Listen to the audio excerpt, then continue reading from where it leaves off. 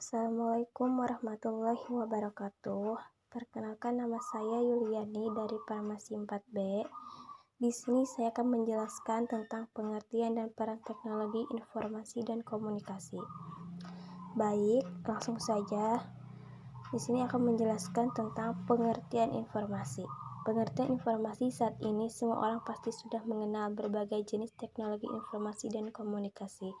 Walaupun mungkin secara teknis mereka tidak mengetahui bagaimana cara mengoperasikannya, siapa yang akan menjawab tidak tahu apabila seseorang ditanya tentang komputer, handphone, atau internet. Bahkan dari berbagai kalangan, mulai dari anak kecil sampai dengan dewasa, mereka sudah terbiasa memakai peralatan TIK seperti laptop, tablet, iPhone, handphone, dan game. Handphone atau telepon genggam mulai dari yang mempunyai fitur sederhana sampai dengan yang sudah kompak tampilannya, mereka akan merasa ada sesuatu yang hilang apabila sehari atau beberapa saat saja tidak berdekatan dengan peralatan tersebut.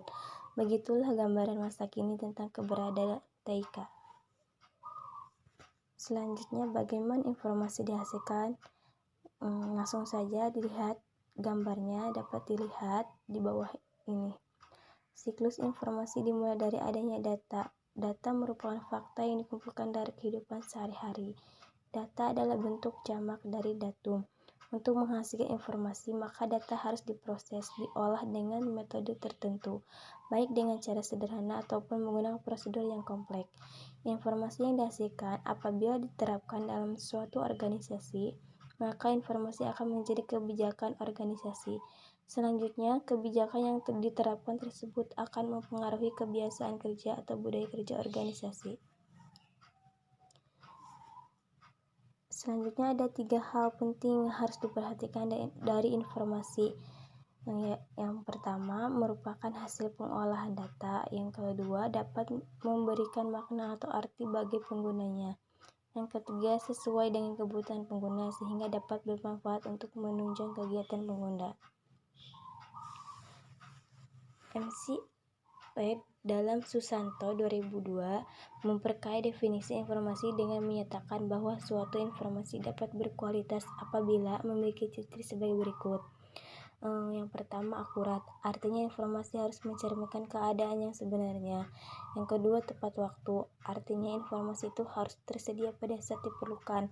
Tidak boleh tersedia besok atau tidak beberapa jam lagi. Yang ketiga itu relevan, artinya informasi yang diberikan harus sesuai dengan yang dibutuhkan. Lengkap, artinya informasi harus diberikan secara lengkap.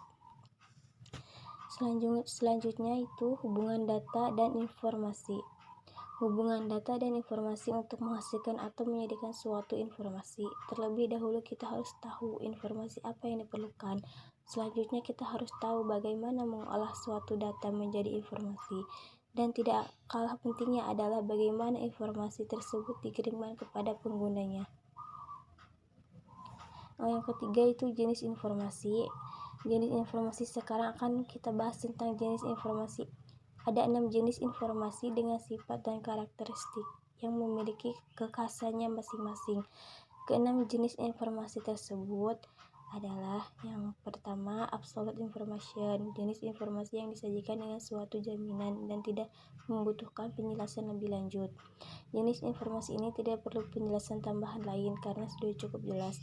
Yang kedua, substitutional information, jenis informasi yang menunjukkan kepada kasus di mana konsep informasi digunakan untuk sejumlah informasi. Dalam pengertian ini, informasi kadangkala diganti dengan istilah komunikasi. Yang ketiga itu philosophic information, itu jenis informasi yang berkaitan dengan konsep-konsep yang menghubungkan informasi dengan pengetahuan dan kebijakan. Yang ketiga itu subjective information, yaitu informasi yang berkaitan dengan perasaan dan emosi manusia. Kehadiran informasi ini bergantung pada orang yang menyajikannya. Selanjutnya itu objective information, yaitu jenis informasi yang merujukan pada karakter logis informasi tertentu. Selanjutnya 4, informasi dan pengambilan keputusan. Dalam hubungannya dengan pengambilan keputusan tersebut selalu diperlukan data dan informasi, misalnya dari berbagai laporan, hasil pencarian, atau dari hasil pengamatan, bahkan seringkali dari pengalaman seseorang atau kelompok orang.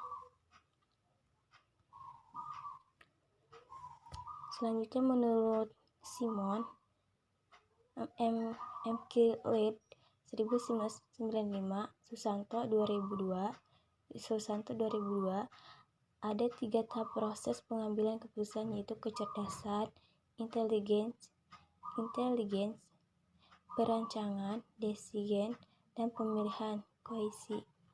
Yang pertama itu A. Kecerdasan sebelum keputusan dibuat. Pembuatan keputusan harus menyadari perlunya membuat keputusan. Umumnya orang mengatakan bahwa ada 2 alasan yang menjadi penyebab dilakukannya pengambilan keputusan, yaitu karena munculnya masalah dan menemukan adanya peluang. Munculnya masalah seringkali terjadi karena dalam proses kegiatan rutin terdapat sesuatu penyimpangan dari apa yang telah ditentukan, dirancangkan, atau diprediksi, sedangkan yang dimaksud dengan menemukan peluang adalah kesempatan baru yang muncul dalam proses kegiatan rutin. Misalnya, kita menemukan beberapa peluang yang dapat meningkatkan tingkat kesejahteraan, atau ditemukannya peluang untuk mengembangkan jenis usaha tertentu yang sudah ada.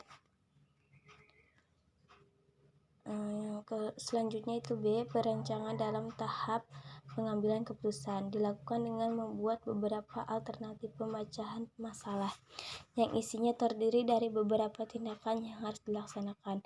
Alternatif pemecahan masalah ini biasanya menggunakan teknik perancangan secara kuantitatif yang umumnya digunakan dalam ilmu manajemen dan analisis sistem. Setiap alternatif pemecahan masalah diuji berdasarkan kriteria sebagai berikut.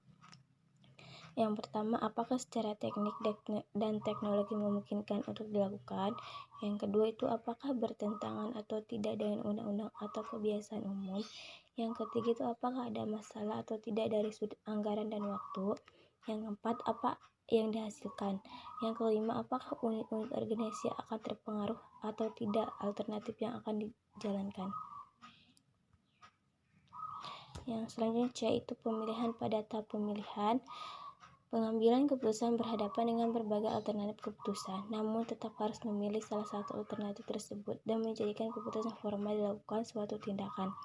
Pemilihan tersebut tentunya tidak mudah karena mempertimbangkan apa yang harus dilakukan. Di antaranya, yang pertama itu banyak pilihan atau multi preference dalam kebanyakan kasus. Yang kedua, bersifat tidak pasti dan kita harus menentukan kemungkinannya dengan berbagai hasil yang berbeda. Yang ketiga itu konflik kepentingan, yaitu keputusan yang diambil dalam suatu organisasi tentunya tidak sama. Yang keempat itu pengendalian atau kontrol. Yang diperlukan dalam memilih adalah kemampuan untuk menjaga setiap keputusan yang dipilih. Yang kelima itu tim membuat keputusan dalam suatu organisasi. Keputusan yang dibuat lebih banyak ditentukan oleh tim daripada oleh individu. Selanjutnya itu pengertian teknologi informasi. Teknologi informasi merupakan teknologi yang digunakan untuk mengolah data sehingga data diubah menjadi informasi. Pada saat ini, teknologi informasi lebih banyak diperankan oleh pengguna komputer. Namun dalam perkembangannya, teknologi informasi ini bukan saja komputer, namun dapat berupa peralatan lain yang mempunyai prinsip kerja yang sama atau dapat berfungsi sebagai pengganti komputer, misalnya handphone, iPhone, dan tablet. Yang kedua itu pemanfaatan teknologi informasi dan komunikasi. Pemanfaatan teknologi informasi dan komunikasi. Teknologi informasi dan komunikasi ini di Indonesia sudah mempengaruhi semua bidang kehidupan masyarakat. Sebagai gambaran mengenai pemanfaatan TIK dalam masyarakat kita, di bawah ini diberikan beberapa contoh pemanfaatan TIK di bidang pendidikan, pemerintahan, dan perbankan.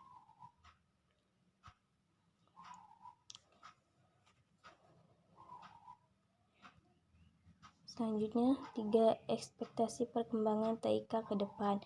Ekspektasi atau harapan terjadinya perkembangan teknologi informasi ke depan akan lebih bersifat terbuka dan terjadi 2 arah lebih beragam, multidisipliner, serta terkait pada produktivitas kerja. Misalnya, 1. Komputer ada di mana-mana. Yang kedua, berkembangnya pendidikan terbuka dengan modus pembelajaran jarak jauh. atau distance learning. Yang ketiga itu pengembangan materi pendidikan. Selanjutnya 4, peningkatan produktivitas kerja.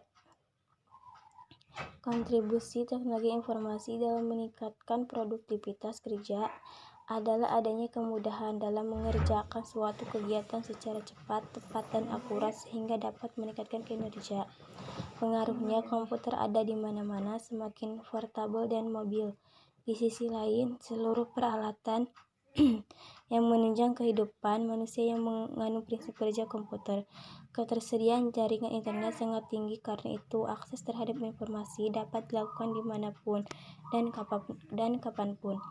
Dengan teknologi informasi dan komunikasi, semua proses kerja dan konten akan diubah dari bentuk fisik dan statis menjadi digital, mobile, virtual, ataupun personal, sehingga kecepatan kinerja bisnis meningkat dengan cepat.